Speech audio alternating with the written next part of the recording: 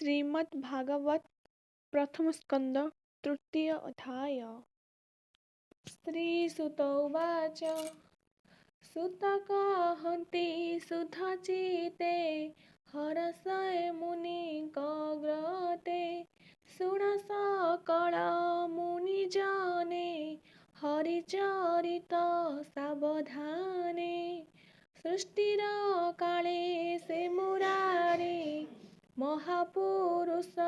रूप धरी महतत्वादि अंगे पशि विराट रूपे ब्रह्मराशि कलासे बहई षोडश अनादि परम पुरुष बुद्धि चेतना अहंकार मन अंतरिक्ष समीर अनल जल वसुमती पंच इंद्रिय जहा चिंती जीव परम ए षोडश ए आदि सृष्टि उपदेश से सृष्टि संगे इच्छा करी जले जोग निद्रा विस्तारी तानाभि कमलु सकल प्रकाशिया छादिला जल ब्रह्मा होइले तहु जात से प्रजापतिंकर नाथ तार शरीरु सृष्टि लोक प्रकाश होइले अनेक से शुद्ध तत्व विश्वरूप जार भियाण मोह कल्प अनेक चक्षु द्वारे भरी से विश्वरूप ब्रह्मचारी सहस्र पाद उरुभुज शिर वदन नासा तेज सहस्र लोचन श्रवण वसन कुंडल भूषण मणिकुंडल झटकंती दिशंती अति रूपकांती से सृष्टि मध्ये मायाधर करई जेते अवतार तांकरी मूल विजय ही जगते ब्रह्मा से बोलाई जाहार अंशांशरे बले गगन पृथ्वी पाताले देव मनुष्य पशु आदि निगम गोचरे संपादि प्रथमे कुमार वयस सृष्टि उदये उपदेश दुस्तर ब्रह्मचर्य व्रते तपसाधिले दृढ़चिते द्वितीय सृष्टिर आगमे साधिले जगेश्वर नामे पूर्व प्रलय काल बेले महिजे थिले रसा तले ताकु धरे नरहरि तक्षणी काल रूप धरी उधरी जले भसाइला बराह कल्प बोलाइला तृतीय ऋषि संगे हरि नारद ऋषि रूप धरी विष्णु भक्त जनहिते निष्काम भाव उपगते चतुर्थे जन्म वेद कांडे धर्म उद्देश्य कर्म कांडे से रूपे नर नारायण सुचिले धर्म आचरण तपसाधिले दृढ़चिते सृष्टि कल्पने अविरते पंचमे सिद्धि अवतारे जन्मिले कंधर्मर घरे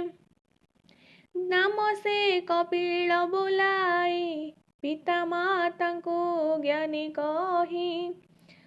षष्ठ सर्गरे नरहरि अत्रिर वंशे अवतारी अनेक ज्ञान शास्त्र कल्पे जमिले दत्तात्रेय रूपे सप्तमे ऋषि सप्तमे रुचि ऋषि बीजे ଜନ୍ମିଲେ ଆକୁତିର ଗର୍ଭେ ଏ ରୂପେ ଯଜ୍ଞ ଅବତାର ପାଳିଲେ ସ୍ୱୟଂ ଭୁବଙ୍କର ଅଷ୍ଟମେ ନାଭି ଗୃହଜାତ ଋଷଭ ମେରୁ ଦେବୀ ସୁତ କଠୋର ଅତି ତପ କଲେ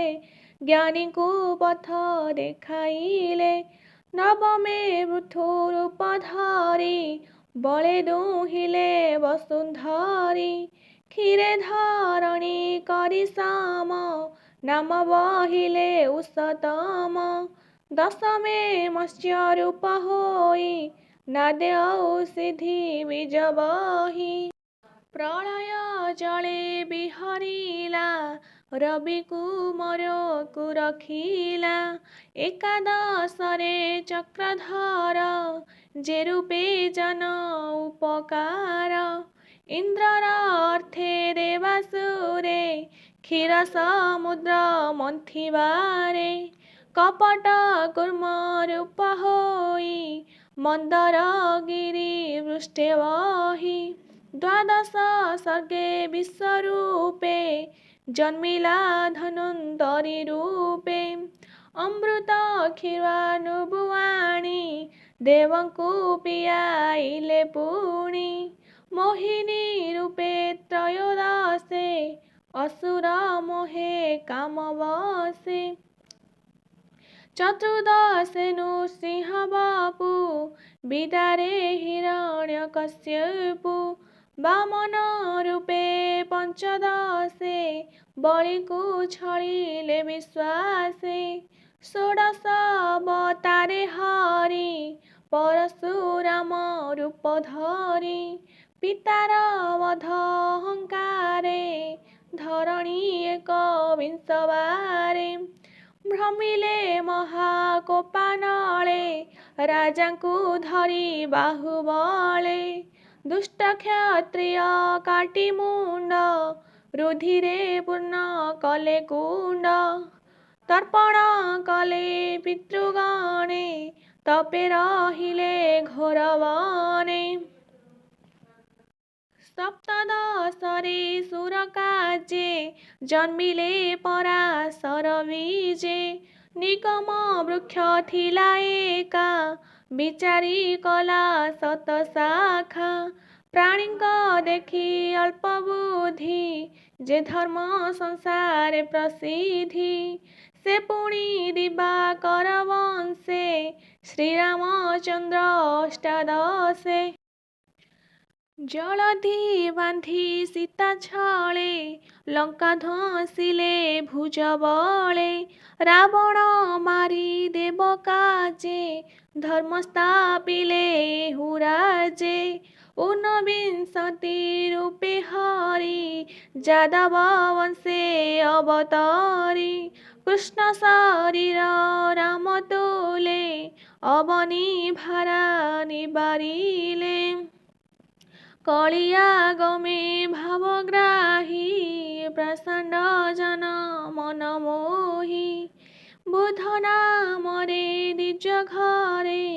ଜନ୍ମିଲେ କିକଟ ନଗରେ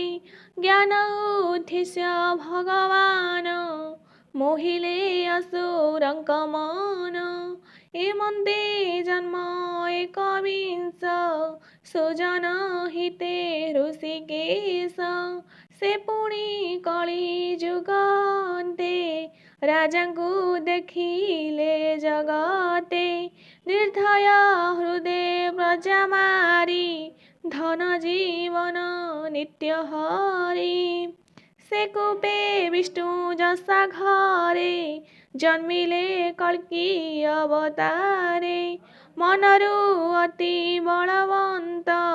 ଅଶ୍ଵ ଆରୋହୀ ଜଗନ୍ନାଥ ସୁନନ୍ଦ ଖଡ୍ଗ କରେ ଧରି ଦୁଷ୍ଟ ରାଜାଙ୍କୁ ବେଗେ ମାରି ଅଳପ ପ୍ରଜା ଜନ ଶେଷ ଦୟାରେ ଲଭିବେ ଆଶ୍ୱାସ ସେ ସତ୍ୟ ନିଧି ମାୟାଧର ଅସଂଖ୍ୟ କରେ ଅବତାର ଯଥା ଏ ଅକ୍ଷୟ ହର୍ଦ ଦେହେ सहस्र क्षुद्र नदी बहे ऋषि देवता मनुराजा যে মনুপুত্রে মহাতেজা এ আদি যেতে প্রজাপতি বিষ্ণুর ସେ জন্ম ହୁଅନ୍ତି କେ ଅଂଶ କେତେ କଳା ହୋଇ ବିଭୂତି ଗୁଣେ କେ ଜନ୍ମଇ ସକଳ ଅବତାର ସାର କିୟ ବା ଦେବା ପଟାନ୍ତର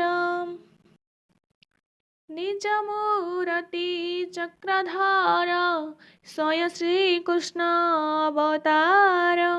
এমন্তে নানা রূপ ধরে সে হরি সংসারে বিহরে দুষ্টঙ্গ বল তেজ হরি সংসার রক্ষে নর হরি বিষ্ণুর জন্ম কর্মবাণী যেহা যত্নে নিত্য শুনি রাত্র দিবস মধ্যে যেবে কাଳ বঞ্চନ୍ତି কৃষ্ণ ভাবে ସେ ଦୁଃଖ ସଙ୍କଟ ତରନ୍ତି ଜନ୍ମ ମରଣ ନାହିଁ ଭ୍ରାନ୍ତି ବିଷ୍ଣୁ ଜନ୍ମଇ ଜନହିତେ ଏମନ୍ତେ ନାନା ରୂପ ଯେତେ ସ୍ୱଭାବେ ରୂପ ଯାର ନାହିଁ ନିର୍ଲେପ ନିରଞ୍ଜନ ସେହି ମାୟାର ଗୁଣେ ବିରଚିତ মহত আদিরু সম্ভূত যে সেনে মেঘ শূন্যে ঠাই গগনে ধূলি যে উড়াই তাহাকু দৃষ্টি উর্ধে দেখি যে সত্য প্রায় উপলক্ষী তাহাকু বলি জ্ঞানহীন এবে হো শুণ মুনি জন স্বভাবে দৃশ্য বর্ণ নুহে গুণ আবরি দেহ বহে এণু এ জীব রূপ বহি জন্ম মরণ পথে থাই সম সম রূপ যেতে সম্ভবে বিষ্ণু মায়াগ্রস্তে আত্মারে কল্পিত ঈশ্বর এতহু ব্রহ্মার বিচার মায়ামিশ্রিত প্রাণী দেবে নিরস্ত হই জ্ঞান ভাবে তেবে আত্মারে আত্মা দেখি ନିର୍ମଳ ମହିମା ନିରେଖି ଏମନ୍ତେ ଜନ୍ମ କର୍ମ ଯେତେ ବିଚାର କରି ବେଦ ମତେ କହନ୍ତି ଯେତେ ମୁନି ଧ୍ୟାନେ ଏନ ଘଟଇ ଅନୁମାନେ ପରମାନନ୍ଦ ରୂପେ ଚିତ ଯେତେ ସେ ହୁଅଇ ମିଶ୍ରିତ ତେବେ ସମତ ବ୍ରହ୍ମ ଜ୍ଞାନ ଜାଣଇ ତତ୍ତ୍ୱ ଜ୍ଞାନୀ ଜନ ତାହାର ଜନ୍ମ କର୍ମ ନାହିଁ ବେଦର ଗୁପ୍ତ ତତ୍ତ୍ୱ ସେହି ତାହାଙ୍କ ଜନ୍ମ କର୍ମ ଭାବେ କବିଏ ବର୍ଣ୍ଣନ୍ତି ସ୍ୱଭାବେ ସ୍ୱଭାବେ ଜନ୍ମ ଯାର ନାହିଁ ବିଚାର କରିବ ସେ କାହିଁ ଅମୋହ ଲୀଳା ନରହରି ଆତ୍ମାରେ ବିଷ୍ଣୁ ମାୟା କରି ବ୍ରହ୍ମାଣ୍ଡ ସୃଜଇ ପାଳଇ ତାହାକୁ ଅନ୍ତେ ସେ ଭକ୍ଷଇ ପ୍ରାଣୀଙ୍କ ମଧ୍ୟରେ ଆତ୍ମତନ୍ତ୍ରେ ଷଡ଼ବର୍ଗେ ଭୋଗ କରି ନିତ୍ୟେ ଏଣୁ ଈଶ୍ୱର ସେ ବୋলাই କିସ ଉପମା ଦେବି ମୁହିଁ ଈଶ୍ୱର ଲୀଳା କର୍ମ ଯେତେ କେ ଜାଣିପାରେ ତର୍କ ମତେ ଏହାର ଅଛି ଯେତେ ନାମ ସ୍ୱଭାବେ ଯେତେ ଗୁଣଗ୍ରାମ ନଟ ଯେ ସେନେ ମାୟା କରି ମୋହଇ କୁହୁକ ନିସ୍ତାରି ଅଜ୍ଞାନୀ ଜାଣିବ କି ତାହା ଦୁରଧିଗମ୍ୟ ବିଷ୍ଣୁ ମାୟା ଏ କାଳ ଚକ୍ର ତାର ହସ୍ତ କେ ଜାଣିପାରେ ତାର ଗ୍ରସ୍ତ ସେ ହରି ପାଦ ପଦ୍ମବନ୍ଧ, ଯେ ନିତ୍ୟ ପିଏ ମକରନ୍ଦ। ହିଂସା କପଟ ଦୂରେ ତେଜି, ସର୍ବାନୁକୂଳେ କୃଷ୍ଣେ ଭଜି। ଭକତେ ଭାବଣେ ଭଜନ୍ତି, ସେ କୃଷ୍ଣ ମହିମା ଜାଣନ୍ତି। ଧନ୍ୟ ଜୀବନ ତାହାଙ୍କର, ସେ ହରି ଚରଣେ କିଙ୍କର। ସର୍ବ ଆତ୍ମାକୁ ଆତ୍ମଭାବେ, ଭଜନ୍ତି ନିତ୍ୟ ବାସୁଦେବେ। ଏମନ୍ତ ଭାବେ ସେ ଭଜଇ, ଏ ମାୟା ତାକୁ ନ ଲାଗଇ। ଏ ଯେ ପୁରାଣ ଭାଗବତ, ନିର୍ମଳ ପଦ୍ମ ବ୍ରହ୍ମତତ୍ତ୍ୱ। କୃଷ୍ଣର ଚରିତ ପ୍ରଶଂସି, ପ୍ରକାଶ କଲେ ବ୍ରହ୍ମ ଋଷି। ଜୀବର ମୋକ୍ଷ ଫଳ ଅର୍ଥେ, ଧନ୍ୟ ମଙ୍ଗଳ ଏ ଜଗତେ। ସର୍ବନିଗମ ଇତିହାସେ, ସାର ଉଧରି ମନ ତୋଷେ। ଆତ୍ମଜ୍ଞାନୀଙ୍କ ମଧ୍ୟେ ସାର, ଯେ ସୁକ ରୂପେ ଅବତାର। ତାହାଙ୍କୁ ଭାଗବତ ଦୀକ୍ଷା, ଦେଇ କହିଲେ ଆତ୍ମଶିକ୍ଷା। ସେ ପୁଣି ପରୀକ୍ଷିତ ଆଗେ, କହିଲେ ଆତ୍ମା ଅନୁରାଗେ। ବ୍ରାହ୍ମଣ ଶାପେ ସେ ବିକଳେ, ନିବାସ କରି ଗଙ୍ଗା ଜଳେ। ପରମ ଋଷି ମେଳେ ଥାଇ,